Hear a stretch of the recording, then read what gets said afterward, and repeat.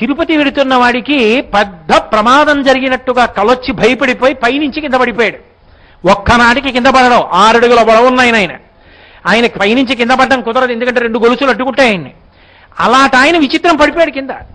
కింద పడుకున్న ఆవిడ చేతి మీద పడిపోతే ఆవిడ ఇదేమిటండి ఇంత పెద్ద మనిషి మీరు అంత పైనుంచి కింద పడ్డారు, నా చేయి నొప్పి చేసిందండి. అమ్మా పెద్ద ప్రమాదం జరిగింది, రైలు పెట్లు పడిపోయాయన్న కలొచ్చిందమ్మా, అందుకని పైనుంచి కింద పడిపోయాను తల్లి అన్నాడు. ఇప్పుడు అలా పడిపోయాను అన్న వ్యక్తి మళ్ళీ ఎక్కి పడుకున్నాడు.